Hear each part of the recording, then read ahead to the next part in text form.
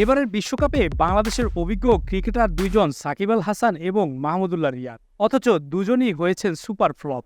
দুই অভিজ্ঞ ক্রিকেটারের কেউই প্রত্যাশার সিকিভাগও পূরণ করতে পারেননি।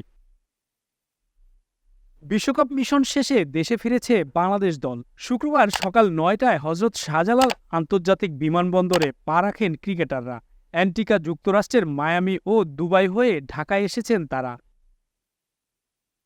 বিমানবন্দরে সংবাদ সম্মেলনের মুখোমুখি হয়ে তাসকিন আহমেদ বলেন, এখন আসলে আমরা সবাই ব্যথিত, সমর্থকরাও।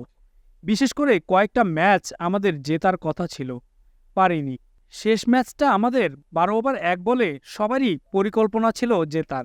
আমরা সেই ইন্টেন্ট নিয়েই খেলা শুরু করেছি।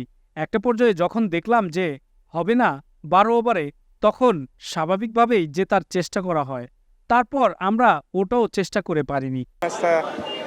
আমরা সবাই একটু ডিসঅ্যাপয়েন্টেড হয়েছি। আমরা জেতার চেষ্টাই করেছিলাম প্রথমে ১২ ওভারের মধ্যে, পরে যখন মানে আমরা বুঝতে পারলাম ১২ ওভার আসলে চেস করা পসিবল না, তখন নর্মালি ট্রাই করছিল সবাই, তাও জিততে পারিনি। বিশ্বকাপ জুড়ে মাহমুদুল্লাহ রিয়াদ এবং সাকিব আল হাসানের ফর্মহীনতা দলকে কতটা ভুগিয়েছে, এমন প্রশ্নের জবাবে তাসকিন বলেন, দুজন সিনিয়রের ফর্মে না থাকা অবশ্যই প্রভাব ফেলেছে।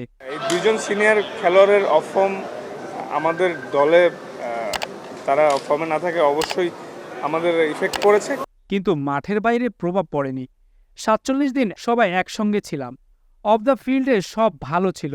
দলের গুরুত্বপূর্ণ খেলোয়াড়রা অফ ফর্মে থাকলে ওই দলে সমস্যা হওয়াটাই স্বাভাবিক। আশা করছি দ্রুত এসব কাটিয়ে উঠব। কখনো এরকম লম্বা ব্যাটিংয়ে ব্যাট টাইম দেখিনি, আশা করি এটা খুব দ্রুতই কেটে উঠবে ইনশাল্লাহ। অফ দ্য ফিল্ডে সব তো ঠিকই ছিল, কিন্তু আসলে টিমের ওয়ান অফ দ্য কি প্লেয়াররা অফ ফর্মে থাকলে ওই টিমের প্রবলেম হওয়াটাই স্বাভাবিক। টি-টোয়েন্টি ক্রিকেটের উন্নতির কথা জানিয়ে তাসকিন বলেন, ধীরে ধীরে উন্নতি হচ্ছে। টি-টোয়েন্টিতে আমরা আগে থেকেই অনেক পিছিয়ে ছিলাম, সেখান থেকে উন্নতি তো হচ্ছেই।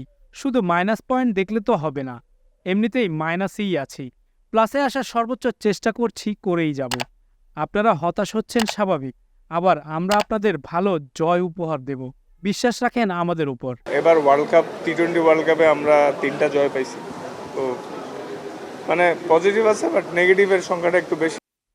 দর্শক, আপনাদেরও কি তাই মনে হয়? ঘুরে দাঁড়াবে আবার বাংলাদেশ টি-টোয়েন্টিতে?